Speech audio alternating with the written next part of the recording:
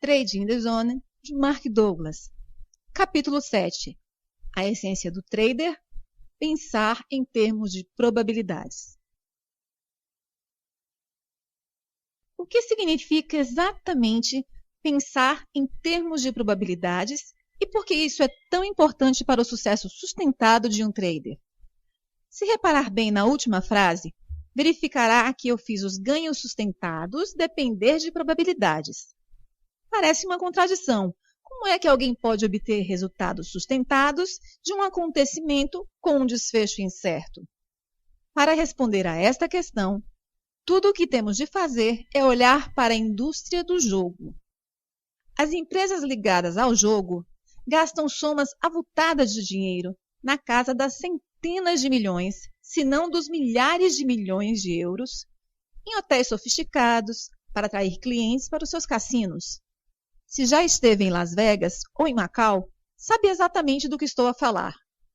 As empresas de jogos são exatamente como as outras empresas, na medida em que têm de justificar a um conselho de administração e, em última análise, aos seus acionistas, como distribuem os seus recursos. Como é que acha que justificam gastar tanto dinheiro em hotéis luxuosos e cassinos, cuja função principal é gerar lucros de um acontecimento que tem um desfecho puramente aleatório? Primeiro paradoxo: desfecho aleatório, resultados sustentados. Ora, aqui está um paradoxo interessante. Os cassinos geram lucros sustentadamente dia após dia e ano após ano, promovendo um acontecimento que tem um desfecho puramente aleatório.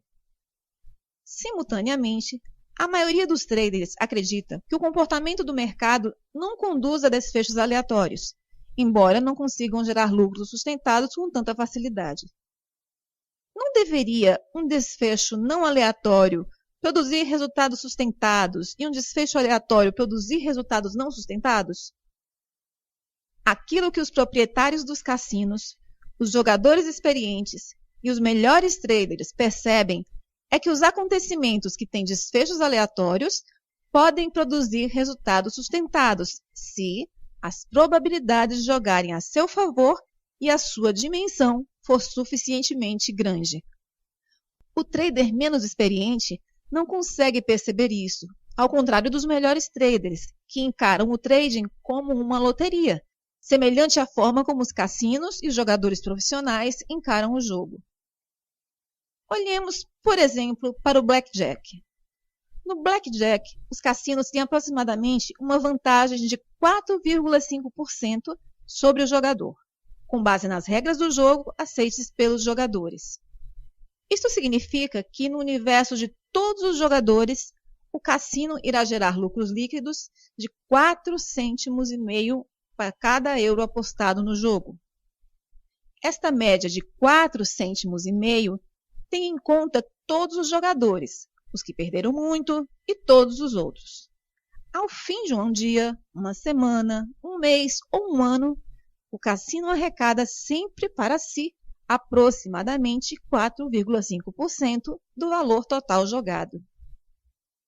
Estes 4,5% podem não parecer muito, mas suponhamos que este jogo movimenta um total de 100 milhões de euros em todas as mesas de blackjack ao longo de um ano. O cassino terá um lucro de 4,5 milhões. O que os proprietários dos cassinos e os jogadores profissionais compreendem sobre a natureza das probabilidades é que cada rodada individual é estatisticamente independente de todas as outras. Isso significa que cada rodada individual é um acontecimento único, em que o desfecho é aleatório em relação à última e à próxima rodada. Se pensarmos em cada rodada individualmente, haverá uma distribuição aleatória e imprevisível entre as rodadas vencedoras e as perdedoras. Mas, numa base coletiva, acontece o contrário. Com um número de rodadas suficientemente grande, irão emergir padrões que produzem um desfecho consistente, previsível e estatisticamente fiável. O que torna tão difícil pensar em termos de probabilidades é a existência de dois níveis de pensamento sobrepostos que se parecem contradizer. Chamemos ao primeiro o nível micro. A este nível, temos que acreditar na incerteza e na imprevisibilidade do desfecho de cada rodada individual. Conhecemos a verdade desta incerteza porque há sempre um número de variáveis desconhecidas que afetam a regularidade do baralho de cartas usado para cada nova rodada. Por exemplo, não podemos saber antecipadamente como os outros participantes vão decidir jogar, uma vez que podem aceitar ou recusar as cartas adicionais. Quaisquer variáveis que influenciem a regularidade do baralho e que não sejam controladas ou conhecidas antecipadamente irão tornar o desfecho de qualquer rodada particular incerto e aleatório, estatisticamente independente. O segundo nível é o macro. Neste nível, temos de acreditar que o desfecho após uma série de rodadas é relativamente certo e previsível. O grau de certeza baseia-se nas variáveis fixas ou constantes, que são conhecidas antecipadamente e especificamente concebidas para beneficiar um lado ou outro. As variáveis constantes a que me refiro são as regras do jogo. Assim, muito embora não seja possível saber antecipadamente a sequência de vitórias e derrotas, podemos estar relativamente certos de que, se forem jogadas rodadas suficientes, o lado para quem tenda a vantagem vai acabar com mais vitórias do que derrotas. O grau de certeza depende do modelo inicial patente nas regras do jogo. É a capacidade de acreditar na imprevisibilidade do jogo ao nível micro e, simultaneamente, acreditar na previsibilidade do jogo ao nível macro que torna o cassino e o jogador profissional eficazes e bem-sucedidos naquilo que fazem. A sua convicção quanto à singularidade de cada rodada impede-os de se envolverem no esforço inútil de tentar prever o desfecho de cada rodada individual. Aprendem e aceitam completamente o fato de que não sabem o que vai acontecer a seguir. Mais importante, não precisam de o saber para ganhar dinheiro consistentemente. Como não têm que saber o que vai acontecer a seguir, não atribuem qualquer significado especial a cada rodada individual, a cada volta da roleta ou a cada lançamento de dados. Por outras palavras, não ficam expectantes com o que vai acontecer, nem pressionam os seus egos para terem de estar certos. Como resultado, é mais fácil concentrarem-se em manter as probabilidades a seu favor e jogar sem erros, o que, por sua vez, os torna menos suscetíveis de cometerem erros que podem sair caros. Descontraem porque apenas se empenham em deixarem as suas probabilidades esgotarem-se, sabendo que se os modelos forem bons e a dimensão grande o suficiente, então irão sair vencedores no final. Os melhores traders usam a mesma estratégia de pensamento. Não só isto funciona em seu benefício, mas a dinâmica elementar, que suporta a necessidade de tal estratégia, é exatamente a mesma no trading e no jogo. Uma simples comparação entre as duas irá demonstrá-lo muito claramente. Primeiro, o trader, o jogador e o cassino estão todos a lidar com variáveis conhecidas e desconhecidas, que influenciam o desfecho de cada posição ou jogo. No jogo, as variáveis conhecidas são as regras do jogo. No trading, as variáveis conhecidas, da perspectiva de cada trader individual, são os resultados da sua análise de mercado. A análise de mercado encontra padrões comportamentais nas ações coletivas de todos os que participam num determinado mercado. Sabemos que as pessoas irão agir do mesmo modo em condições e circunstâncias semelhantes, repetidamente, produzindo padrões de comportamento observáveis e mensuráveis. Similarmente, grupos de pessoas a interagir uns com os outros, dia após dia, semana após semana, também produzem padrões comportamentais que se repetem. Estes padrões comportamentais coletivos podem ser descobertos e subsequentemente identificados usando ferramentas analíticas, como as linhas de tendência ou os osciladores, por exemplo, que estão disponíveis para qualquer trader. Cada ferramenta analítica recorre a um conjunto de critérios para definir os limites de cada padrão comportamental identificado. O conjunto de critérios e os limites identificados são as variáveis de mercado conhecidas pelo trader. Estão para o trader individual, como as regras do jogo estão para o cassino e para o jogador. Quero com isto dizer que as ferramentas analíticas do trader são as variáveis conhecidas, que determinam as probabilidades de sucesso de qualquer trade específico, do mesmo modo que as regras do jogo determinam as probabilidades de sucesso a favor do cassino. Segundo, sabemos que no jogo algumas variáveis desconhecidas influenciam o desfecho de cada jogo. No blackjack, desconhece-se a ordem do baralho, o modo como os jogadores escolhem jogar na sua vez. No craps, é o modo como os dados são lançados. E na roleta, é a força aplicada para fazer girar a roda. Todas estas variáveis desconhecidas influenciam o desfecho de cada acontecimento individual, de tal forma que faz com que cada acontecimento seja estatisticamente independente de qualquer outro, criando assim uma distribuição aleatória entre vitórias e derrotas. O trading também envolve um conjunto de variáveis desconhecidas, que influenciam o desfecho de qualquer padrão comportamental específico que um trader pode identificar como a sua oportunidade de entrar. No trading, as variáveis desconhecidas são todos os outros traders que podem entrar no mercado para realizar ou fechar uma posição.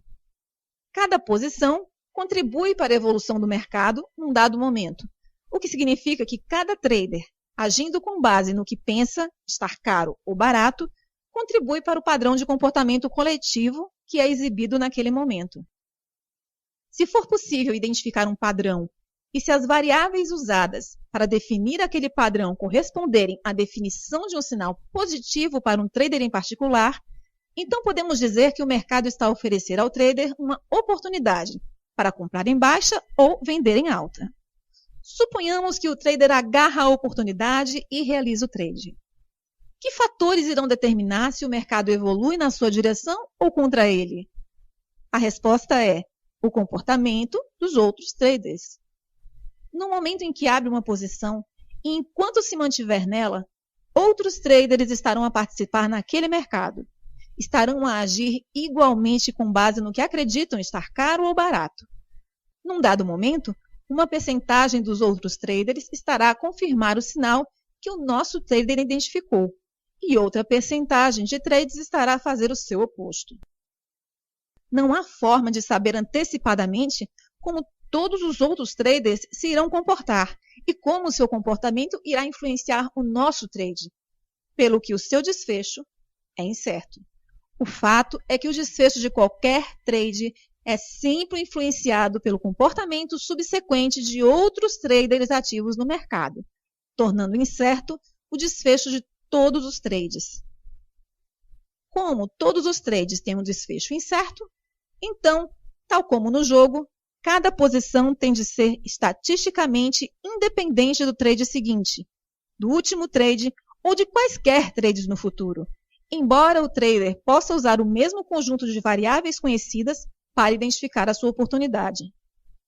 Além disso, se o desfecho de cada trade for estatisticamente independente de todos os outros, também tem de haver uma distribuição aleatória entre ganhos e perdas em uma determinada sequência ou num conjunto de trades, embora as probabilidades de sucesso para cada trade possam jogar a favor do trader. Terceiro, os proprietários dos cassinos não tentam prever ou saber antecipadamente o desfecho de cada acontecimento.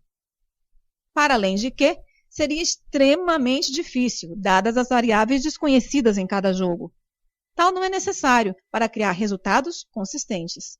Os donos dos cassinos sabem que tudo o que têm de fazer é manter as probabilidades a seu favor e garantirem um número suficientemente grande de jogadores para que as suas probabilidades se concretizem. O trading no momento. Os traders que aprenderam a pensar em termos de probabilidades abordam os mercados praticamente da mesma maneira. No nível micro, acreditam que cada trade e oportunidades são únicos. O que sabem sobre a natureza do trading é que num dado momento o mercado pode gerar um gráfico exatamente igual ao que gerou em algum momento anterior. E as medidas geométricas e os cálculos matemáticos usados para determinar cada oportunidade podem ser exatamente os mesmos. Mas a consistência do mercado, num momento e no momento seguinte, nunca é a mesma.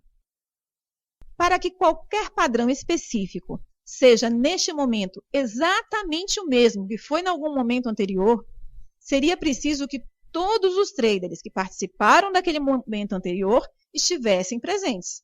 Mas ainda, cada um deles teria também de interagir com os outros exatamente da mesma forma, durante o período de tempo suficiente para produzir exatamente o mesmo desfecho do padrão observado.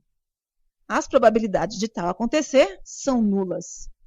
É extremamente importante que compreenda este fenômeno, porque as implicações psicológicas não podiam ser mais importantes. Podemos usar todas as ferramentas para analisar o comportamento do mercado e encontrar os padrões que representam as melhores oportunidades e, de um ponto de vista analítico, estes padrões podem parecer precisamente os mesmos de todos os pontos de vista, tanto a nível matemático como gráfica. Mas se a constituição do grupo de traders, que constitui um padrão presente, diferir nem que seja numa só pessoa, então o desfecho do padrão presente será diferente do padrão passado. O exemplo do analista e do presidente ilustra essa ideia muito bem. Só é preciso um trader, algures no mundo, com uma convicção diferente sobre o futuro para mudar o desfecho de qualquer padrão de mercado específico e contrariar o sinal que aquele padrão eventualmente apresenta. A característica mais elementar do comportamento do mercado é que cada situação de mercado do momento presente, cada padrão de comportamento do momento presente e cada oportunidade do momento presente é sempre uma ocorrência única, com o seu próprio desfecho, independente de todos os outros. A singularidade implica que tudo pode acontecer, seja o que conhecemos, esperamos ou antecipamos, ou o que não conhecemos, ou não podemos saber, a menos que tivéssemos aptidões perceptíveis extraordinárias. Um fluxo constante de variáveis conhecidas e desconhecidas cria um ambiente probabilístico em que não sabemos ao certo o que irá acontecer a seguir. Esta última frase pode parecer lógica, mesmo evidente, mas há aqui um problema enorme, que é tudo menos lógico ou evidente. Estar consciente da incerteza e compreender a natureza das probabilidades não é o mesmo que possuir a aptidão para trabalhar eficazmente do ponto de vista probabilístico. Pode ser difícil pensar em termos de probabilidades, porque as nossas mentes não processam naturalmente a informação desta maneira. Muito pelo contrário, as nossas mentes fazem-nos perceber aquilo que conhecemos e aquilo que conhecemos é parte do nosso passado, enquanto no mercado, cada momento é novo e único, embora possa haver semelhanças com algo que tenha ocorrido no passado. Isso significa que, a menos que treinemos as nossas mentes para perceber a singularidade de cada momento, essa singularidade será automaticamente filtrada para fora da nossa percepção. Apenas percebemos o que conhecemos e perdemos assim toda a informação que ficou bloqueada pelos nossos medos. A questão principal é que há algum grau de sofisticação no pensamento em termos de probabilidades, o que pode exigir a algumas pessoas um esforço considerável para o integrar nos seus sistemas mentais, sob a forma de estratégia de pensamento funcional. A maioria dos traders não compreende isto. Em resultado, consideram erradamente que estão a pensar em termos de probabilidades apenas porque têm algum grau de compreensão dos conceitos. Trabalhei com centenas de traders que consideravam que estavam a pensar em termos de probabilidades, mas não estavam. Eis um exemplo de um trader com quem trabalhei, a quem irei chamar de Bob. O Bob gera aproximadamente 50 milhões de euros em investimentos. Ele está nesse negócio há cerca de 30 anos. Veio a um dos meus workshops porque nunca conseguiu gerar mais de 12 a 18% de retorno anual sobre as contas que geria. É uma boa rentabilidade, mas o Bob estava extremamente insatisfeito, porque as suas análises sugeriam que ele devia conseguir um retorno anual de 150% a 200%. Eu descreveria o Bob como bem informado acerca da natureza das probabilidades. Por outras palavras, ele compreendia os conceitos, mas não trabalhava de uma perspectiva probabilística. Pouco depois de ter ido ao workshop, ele telefonou-me para pedir alguns conselhos. Eis um artigo que eu escrevi imediatamente após a nossa conversa telefônica. 28 de setembro de 1995. O Bob telefonou-me com um problema. Ele abriu uma posição no mercado e definiu um stop. O mercado fez cerca de 1/3 do caminho na direção do seu stop e depois inverteu até o seu ponto de entrada, onde ele decidiu abandonar a posição. Quase imediatamente após ter saído, o mercado movimentou-se 500 pontos na direção inicial, mas, claro, já estava fora do mercado. Ele não percebeu o que se passou. Primeiro, perguntei-lhe qual era o seu risco. Ele não percebeu a pergunta. Partiu do princípio que tinha aceito um risco, pois deu uma ordem de stop. Respondi que só por ter dado uma ordem de stop não significa que tivesse aceitado o risco do trade. Há muitas coisas que podem estar em risco. Perder dinheiro, errar, não ser perfeito, etc. Dependendo da motivação de cada pessoa para o trading. Salientei que as convicções de uma pessoa são sempre reveladas pelas suas ações. Podemos partir do princípio que ele estava convicto de que, para ser um trader disciplinado, teria de definir o risco e definir um stop. E assim fez. Mas é possível definir um stop e, ao mesmo tempo, não acreditar que alguma vez o vai executar ou que o mercado se movimente na sua direção.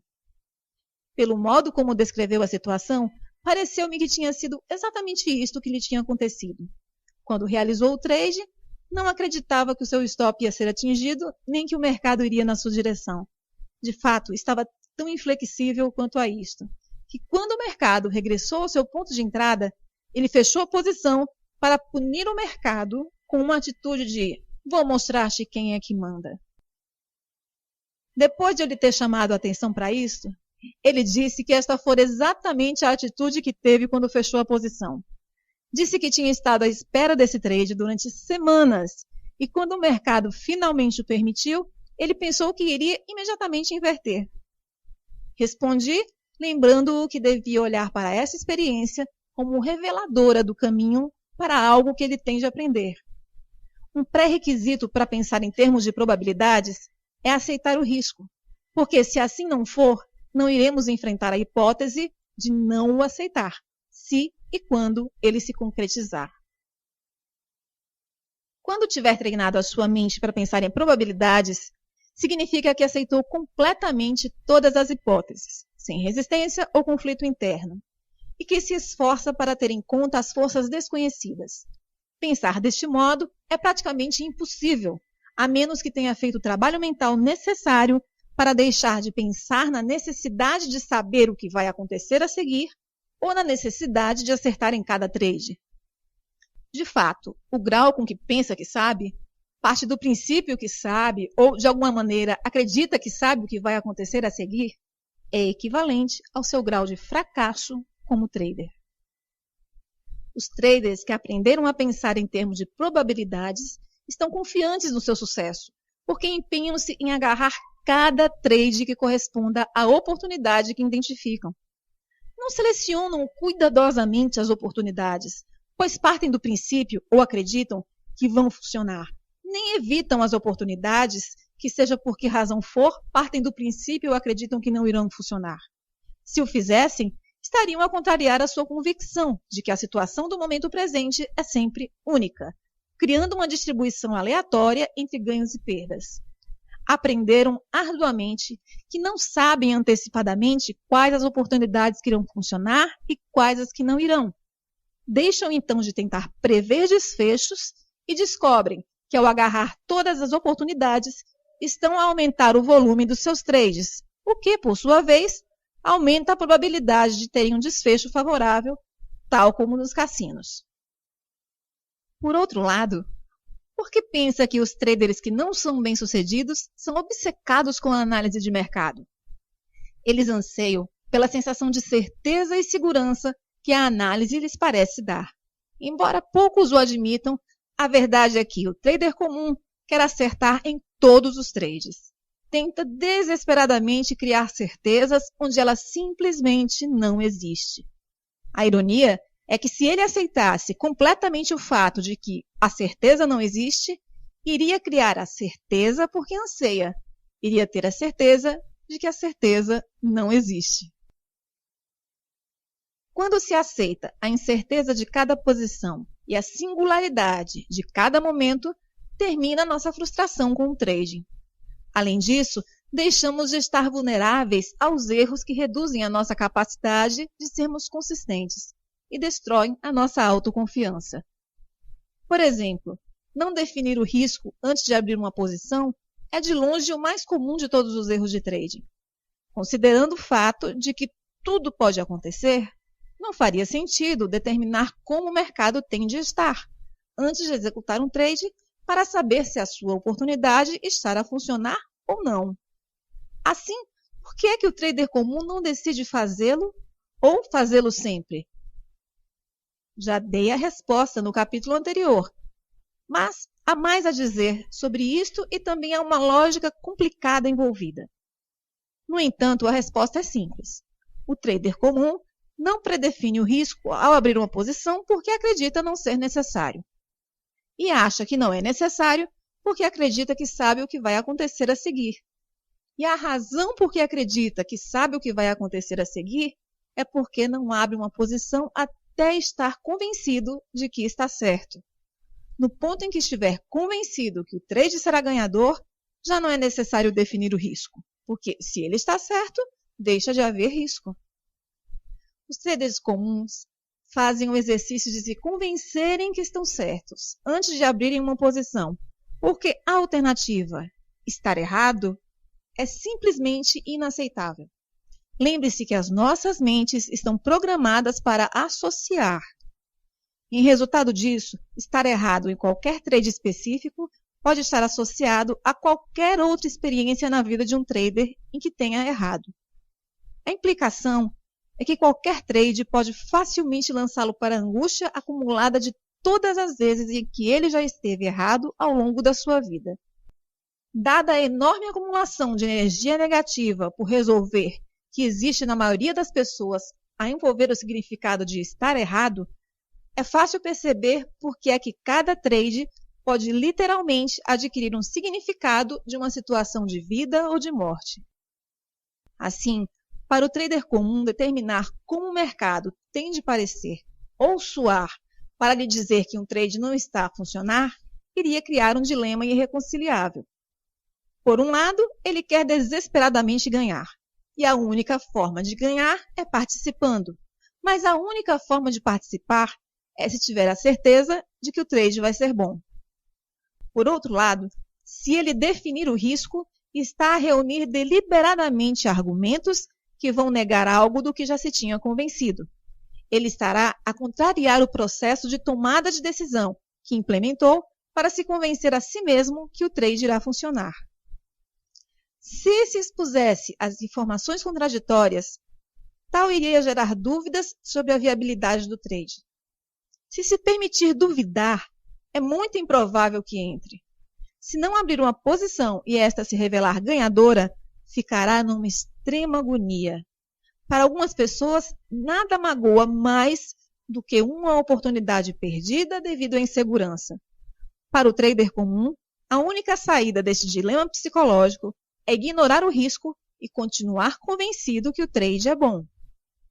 Se esta situação lhe parece familiar, pense nisto. Quando se está a convencer a si mesmo que está certo, o que está a dizer a si próprio?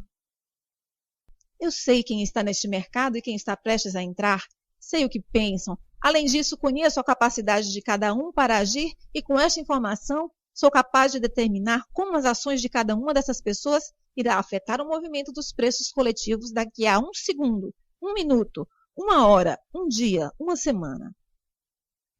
Olhando dessa perspectiva, para o processo de se convencer a si mesmo que está certo, parece um pouco absurdo, não é? Para os traders que aprenderam a pensar em termos de probabilidades, não há dilema. Predefinir o risco não levanta problemas a estes traders, porque não fazem trading de uma perspectiva do certo ou errado. Aprenderam que o trading não tem nada a ver com estar certo ou errado. Em resultado, não sentem os riscos do trading da mesma maneira que os traders comuns. Qualquer um dos melhores traders, os que pensam em termos de probabilidades, pode ter tanta energia negativa em torno do significado de estar errado quanto o trader comum. Mas desde que definam legitimamente o trade como um jogo de probabilidades, as suas reações emocionais ao resultado de qualquer trade são equivalentes ao modo como o trader comum se iria sentir ao atirar ao ar uma moeda, pedir cara e sair coroa. Uma previsão incorreta, embora para a maioria das pessoas, errar na previsão de sair cara ou coroa não lhes despertará a dor emocional acumulada por todas as vezes nas suas vidas em que estiveram erradas. Por quê? A maioria das pessoas sabe que o resultado de atirar uma moeda ao ar é puramente aleatório. Se acreditarmos que o resultado é aleatório, então esperamos naturalmente um resultado aleatório. A aleatoriedade implica pelo menos algum grau de incerteza. Assim, quando acreditamos num resultado aleatório, há uma aceitação implícita de que não sabemos qual vai ser o resultado. Quando aceitamos antes de um acontecimento que não sabemos como ele irá se desenrolar, essa aceitação tem o efeito de manter as nossas expectativas neutras e sem restrições. Agora estamos a concentrar-nos no âmago daquilo que aflige o trader comum. Qualquer expectativa sobre o comportamento do mercado que seja específica, bem definida ou rígida, em vez de ser neutra e sem restrições, é irrealista e potencialmente nociva. Se cada momento do mercado é único e tudo é possível, então qualquer expectativa que não reflita essas características livres de restrições é irrealista. Gerir as expectativas. Os danos provocados pelas expectativas irrealistas derivam da forma como afetam a nossa percepção da informação. As expectativas são projeções mentais daquilo que, em algum momento futuro, vamos ver, ouvir, saborear ou tocar, e provém daquilo que conhecemos. Não podemos esperar algo que não conhecemos ou de que não temos consciência. Aquilo que conhecemos é equivalente àquilo que aprendemos a pensar acerca das formas como o ambiente externo se pode exprimir. É a nossa versão pessoal da verdade. Quando esperamos que algo aconteça, estamos a projetar para o futuro aquilo que pensamos ser verdade. Estamos à espera que o ambiente externo daqui a 1 minuto, 1 hora, 1 dia, 1 semana ou 1 mês se manifeste da forma como o representamos nas nossas mentes. Temos de ser cuidadosos quanto ao que projetamos para o futuro, porque nada é capaz de criar maior infelicidade e sofrimento emocional do que uma expectativa não correspondida. Quando os acontecimentos se dão exatamente como esperamos, como nos sentimos? A resposta é geralmente muito bem, o que inclui, entre outras, a sensação de felicidade, alegria, satisfação e bem-estar. A menos, é claro, que se concretize algo terrível, porque tenhamos esperado. Inversamente, como nos sentimos quando as nossas expectativas não se concretizam? A resposta universal é dor emocional. Todos experimentamos algum grau de ira, ressentimento, desespero, pesar, desilusão, insatisfação ou traição quando o ambiente não se revela exatamente como esperávamos, a menos, é claro, que sejamos surpreendidos por algo que se revele melhor do que imaginamos. É aqui que nos deparamos com problemas. Como as nossas expectativas provêm daquilo que conhecemos, esperamos, naturalmente, que o que pensamos conhecer esteja certo. Assim, já não estamos num estado mental neutro ou aberto, e não é difícil compreender por quê. Se achamos que nos vamos sentir tranquilos, se o mercado se comportar como esperamos, ou sentir ameaçados se fizer o contrário, então não estamos no estado mental neutro ou aberto. Muito pelo contrário, o poder da convicção que alimenta a expectativa fará com que percebamos sinais do mercado de forma a confirmar aquilo que esperamos. Naturalmente, gostamos de nos sentir bem. E os nossos mecanismos de proteção para evitar a dor emocional irão proteger-nos dos sinais de mercado que não confirmam aquilo que esperamos, para evitar que nos sintamos mal. Tal como já indiquei, as nossas mentes estão concebidas para nos ajudar a proteger da dor, tanto física como emocional. Estes mecanismos de proteção para evitar a dor emocional existem tanto ao nível consciente como subconsciente. Por exemplo, se um objeto vem na direção da nossa cabeça, reagimos instintivamente para sair do caminho. Baixar a cabeça não exige um processo consciente de tomada de decisão. Por outro lado, se virmos o objeto e tivermos tempo para pensar, podemos decidir apanhar o objeto, afastá-lo com a mão ou baixar a cabeça. Estes são exemplos de como nos protegemos conscientemente da dor física. A maneira como nos protegemos da dor emocional ou mental funciona da mesma forma, exceto que estamos agora a proteger-nos de informação. Por exemplo, o mercado gera sinais que se vai movimentar numa direção específica.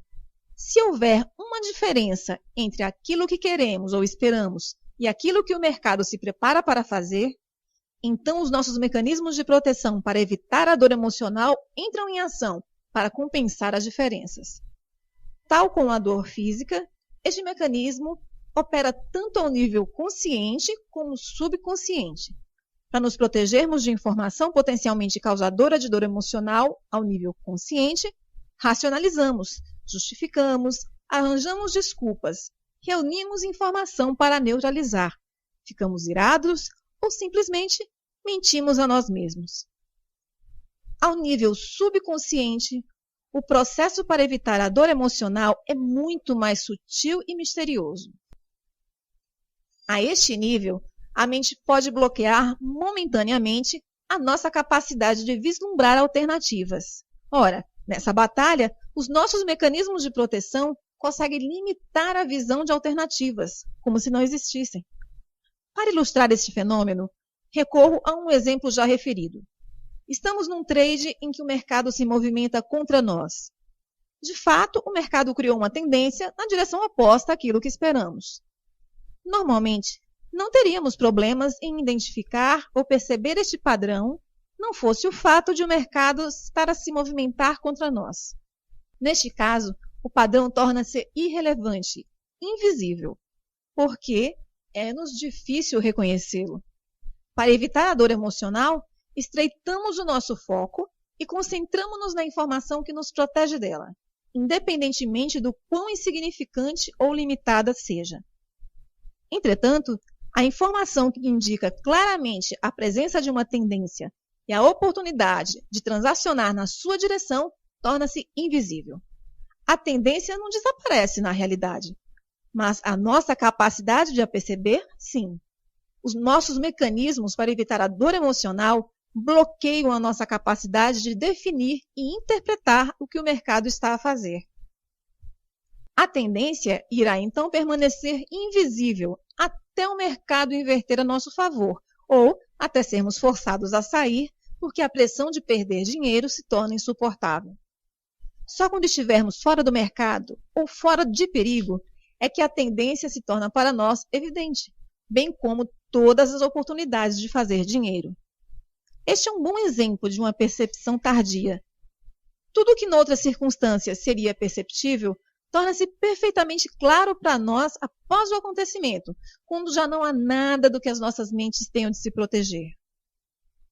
Todos conseguimos desencadear mecanismos de proteção para evitar a dor emocional, porque estes decorrem naturalmente do funcionamento das nossas mentes. Pode haver alturas em que nos estejamos a proteger a nós mesmos de situações que trazem à superfície feridas emocionais ou traumas firmemente implantados que não estamos preparados para enfrentar ou para os quais não temos as aptidões ou recursos adequados para lidar. Nestes casos, os nossos mecanismos naturais estão a prestar-nos um bom serviço, pois frequentemente os nossos mecanismos de defesa só nos protegem da informação que indica que as nossas expectativas não correspondem ao que o ambiente nos pode dar. É aqui que os nossos mecanismos de proteção para evitar a dor emocional nos prestam um mau serviço, especialmente enquanto traders. Para compreender esta ideia, interrogue-se sobre quais são os sinais de mercado que para si representam uma ameaça. Serão ameaçadores porque o mercado expressa informação com carga negativa enquanto característica inerente à sua existência? Assim, a um nível mais elementar, aparentemente o que o mercado lhe dá a perceber são tiques para cima e tiques para baixo, ou barras ascendentes e barras descendentes. Esses tiques para cima e para baixo formam padrões que representam modelos. Ora, estarão alguns desses tiques, ou padrões por eles formados, carregados com carga negativa? De novo, pode parecer que sim, mas da perspectiva do mercado, a informação é neutra. Cada tique para cima, tique para baixo, ou padrão, é apenas uma informação que nos indica a posição do mercado. Se alguma dessa informação tivesse uma carga negativa como uma característica inerente à sua existência, não iriam todas as outras pessoas que lhe estão expostas experimentar dor emocional? Por exemplo, se você e eu sofrêssemos uma pancada de um objeto sólido na cabeça, provavelmente não haveria muita diferença no modo como nos iríamos sentir. Sentiríamos ambos dor física. Qualquer região dos nossos corpos que entre em contato com um objeto sólido arremessado com força suficiente fará com que sintamos dor física. Partilhamos a experiência porque os nossos corpos são constituídos basicamente da mesma forma. A dor física é uma reação fisiológica ao impacto violento com um objeto.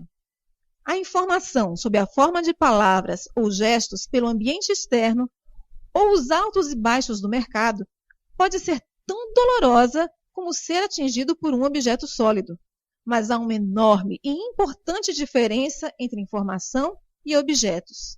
A informação não é tangível. A informação não é constituída por átomos e moléculas. Para experimentar os efeitos potencialmente negativos ou positivos da informação, é preciso interpretá-los. As interpretações que fazemos dependem das nossas estruturas mentais individuais. A estrutura mental de cada um de nós é única, por duas razões fundamentais. Em primeiro lugar, todos nós nascemos com diferentes características de comportamento e personalidade geneticamente codificadas que nos fazem ter necessidades diferentes uns dos outros. A forma e a medida como respondemos positiva ou negativamente a essas necessidades relativamente ao meio ambiente cria experiências únicas para cada um de nós. Em segundo lugar, todos estamos expostos a uma variedade de forças ambientais. Algumas dessas forças podem ser semelhantes de indivíduo para indivíduo, mas nenhumas são exatamente iguais. Se considerarmos o número de combinações possíveis e características de personalidade geneticamente codificadas com que podemos nascer, relativamente à quase infinita variedade de forças ambientais com que nos podemos defrontar ao longo das nossas vidas, tudo contribuindo para a formação da nossa estrutura mental, é fácil perceber porque não existe uma estrutura mental comum a todos. Diferentemente dos nossos corpos, que têm uma estrutura molecular comum que sente dor física, não há nenhuma atitude mental que nos assegure que iremos partilhar do mesmo modo os efeitos negativos ou positivos da informação que recebemos do exterior. Por exemplo, alguém está a insultá-lo com a intenção de agredir emocionalmente. Da perspectiva do ambiente, esta é a informação com carga negativa. Mas sente os efeitos negativos pretendidos? Não necessariamente. Só se interpretar a informação como negativa é que a vai sentir como tal. E se esta pessoa o estiver a insultar numa língua que não entende, ou se estiver a usar palavras cujo significado não conhece, sentiria a agressão pretendida? Não, até estar na posse de uma estrutura que ajude a definir e compreender as palavras de forma depreciativa. Alguma pessoa que exprima amor genuíno está a projetar sinais com carga positiva. Digamos que a intenção por detrás da expressão desses sentimentos positivos é transmitir afeto, ternura e amizade.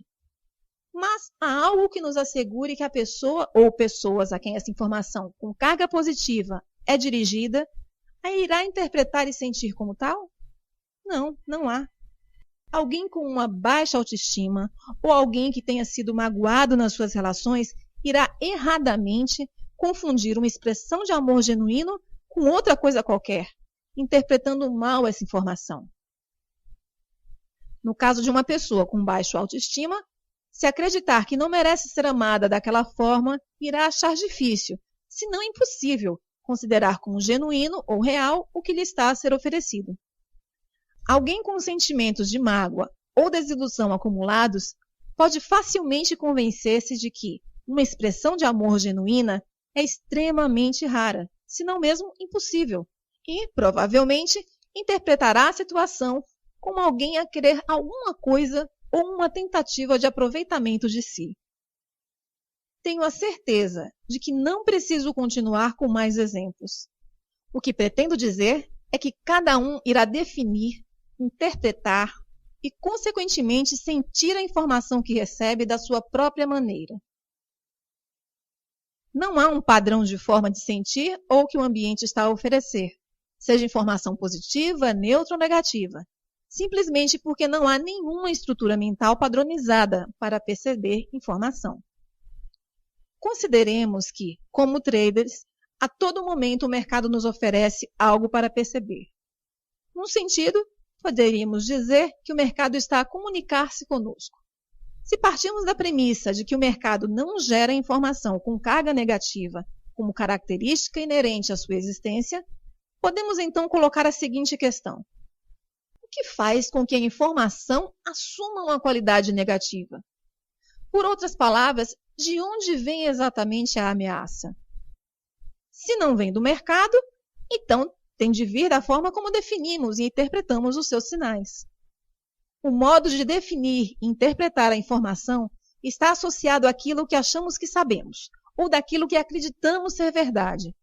Se aquilo que sabemos ou em que acreditamos for de fato verdade, e não iríamos acreditar se não o fosse, então, quando nos projetamos para algum momento futuro, sob a forma de expectativa, esperamos naturalmente estarmos certos. Quando esperamos estar certos, qualquer informação que não confirme a nossa versão da verdade torna-se automaticamente uma fonte de ameaça. Qualquer informação que tenha o potencial de ser ameaçadora também tem o potencial para ser bloqueada, distorcida ou a sua importância diminuída pelos nossos mecanismos de proteção para evitar a dor emocional. É esta característica particular na forma como as nossas mentes funcionam que nos podem realmente prestar um mau serviço. Como traders, não nos podemos dar ao luxo de deixar os nossos mecanismos afastar-nos do que o mercado nos comunica acerca das suas oportunidades para entrar, sair, aumentar ou reduzir uma posição só porque segue um caminho que não queremos ou não esperamos. Por exemplo, quando observamos um mercado sem ter a intenção de entrar, alguma subida ou descida faz com que nos sintamos irados, desapontados, frustrados, desiludidos ou traídos? Não. A razão é que não está nada em jogo. Estamos simplesmente a observar a informação que nos diz onde está o mercado naquele momento. Se os altos e baixos que observamos formarem algum tipo de padrão comportamental que identificamos, não o reconhecemos imediatamente. Sim, pela mesma razão. Não está nada em jogo. Não está nada em jogo porque não há expectativa. Não projetou no futuro o que acredita, considera ou pensa saber sobre aquele mercado em um determinado momento no futuro. Em resultado, não há nada para acertar ou errar, pelo que a informação não tem capacidade para ser ameaçadora ou ganhar carga negativa. Sem expectativa específica, não coloca limites ao comportamento do mercado. Sem barreiras mentais, estará disposto a perceber tudo o que aprendeu sobre a natureza e a forma como o mercado se movimenta. Não há nada para os seus mecanismos de proteção para evitar a dor emocional excluírem ou distorcerem para o proteger. Nos meus workshops, peço sempre aos participantes para resolverem o seguinte paradoxo fundamental do trading. De que forma um trader tem que aprender a ser simultaneamente rígido e flexível? A resposta é: temos de ser rígidos nas nossas regras e flexíveis nas nossas expectativas. Temos que ser rígidos nas nossas regras para adquirirmos uma sensação de autoconfiança que nos proteja num ambiente com poucos limites, se é que tem alguns. E temos de ser flexíveis nas nossas expectativas para podermos perceber, com o maior grau possível de lucidez e objetividade, os sinais do mercado. Neste ponto, provavelmente nem é preciso dizer que o trader comum faz exatamente o oposto. É flexível nas regras e rígido nas expectativas. Curiosamente, quanto mais rígida é a expectativa, mais ele tem que adaptar, violar ou quebrar as suas regras para servir a sua relutância em desistir daquilo que quer a favor daquilo que o mercado está a oferecer. Eliminar o risco emocional. Para eliminar o risco emocional do trading, é preciso neutralizar as expectativas quanto ao comportamento do mercado num dado momento ou numa determinada situação. Para o fazer, tem de estar disposto a pensar a partir da perspectiva do mercado. Lembre-se que o mercado comunica com base em probabilidades. Do ponto de vista coletivo, a sua estratégia pode parecer perfeita, mas ao nível individual, cada trader tem potencial para agir como uma força sobre o movimento de preços que contraria o resultado positivo da sua estratégia. Para pensar em termos de probabilidades, temos de criar uma atitude mental coerente com os princípios fundamentais de um ambiente probabilístico.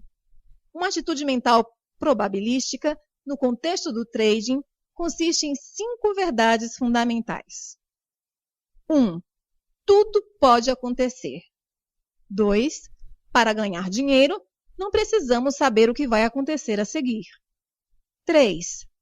Há uma distribuição aleatória entre ganhos e perdas num determinado conjunto de variáveis que definem uma oportunidade. 4. Uma oportunidade não é mais do que uma probabilidade maior da ocorrência de um acontecimento do que outro. 5. Cada momento no mercado é único. Lembre-se que a sua vulnerabilidade para sentir dor emocional vem da forma como define e interpreta os sinais do mercado. Quando adota estas 5 verdades, as suas expectativas irão estar sempre em sincronia com as realidades psicológicas do mercado. Com as expectativas adequadas, irá eliminar a sua disponibilidade para definir e interpretar os sinais do mercado como ameaçadores, e com isso, neutralizar eficazmente o risco emocional do trading. A ideia é desenvolver um estado mental despreocupado, que aceite completamente o fato de que há sempre forças desconhecidas a operar no mercado. Quando tornamos estas verdades partes funcionais do nosso sistema de convicções, a parte racional da nossa mente irá defender essas verdades, do mesmo modo que defende qualquer outra convicção que tenhamos sobre a natureza do trading. Isso significa que, pelo menos a um nível racional, a nossa mente irá defender-se automaticamente da ideia ou do pressuposto de que sabe o que vai acontecer a seguir. É uma contradição acreditar que cada trade é um acontecimento único, com um resultado incerto e aleatório em relação a qualquer outro trade feito no passado, e ao mesmo tempo acreditar que tem a certeza de que sabe o que vai acontecer a seguir e esperar acertar. Se realmente acredita num resultado incerto, então também espera que tudo possa acontecer. Dito de outra forma, no momento em que deixa sua mente agarrar-se à noção de que sabe, deixe de considerar as variáveis desconhecidas. A sua mente não o deixará agir, vendo outras alternativas. Se acredita que sabe, o momento deixa de ser único. Se o momento não for único, tudo passa a ser conhecido, ou seja, deixa de haver algo a descobrir.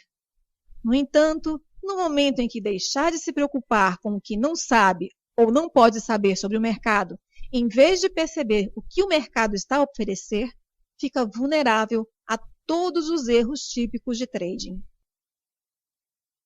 Por exemplo, se acredita num resultado incerto, alguma vez iria considerar a hipótese de abrir uma posição sem definir o risco previamente? Iria alguma vez hesitar em reduzir uma perda? E então, os erros de trading, como agir precipitadamente? Como poderia antecipar um sinal que o mercado ainda não deu se não estivesse convencido que iria deixar passar a oportunidade? Por que é que iria deixar uma posição ganhadora tornar-se perdedora ou não ter uma forma sistemática de encaixar ganhos se não estivesse convencido que o mercado flui indefinidamente na sua direção?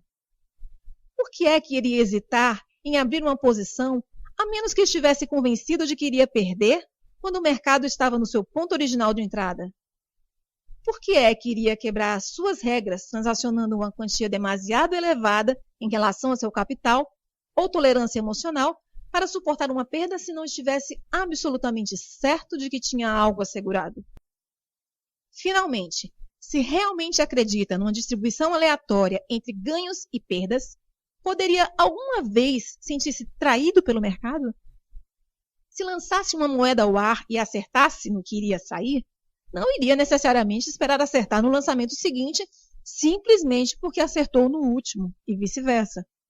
Como acredita numa distribuição aleatória entre a sequência de caras e coroas, as suas expectativas estariam perfeitamente alinhadas com a realidade da situação. Iria certamente gostar de acertar, e se acertasse seria ótimo. Mas se estivesse errado, não se iria sentir traído pelo lançamento da moeda, porque sabe e aceita que há variáveis desconhecidas em jogo que afetam o resultado. Desconhecidas significa algo que o nosso processo de pensamento racional não consegue identificar antes do lançamento da moeda, exceto aceitar completamente algo que não conhece. Em resultado, há poucas probabilidades, se é que há alguma, de sentir o tipo de dor emocional que surge quando nos sentimos traídos. Como traders, quando estamos à espera de um resultado aleatório, ficaremos sempre um pouco surpreendidos com algo que o mercado faz, mesmo que tal corresponda exatamente à concretização da oportunidade que identificamos e acabemos com um trade ganhador.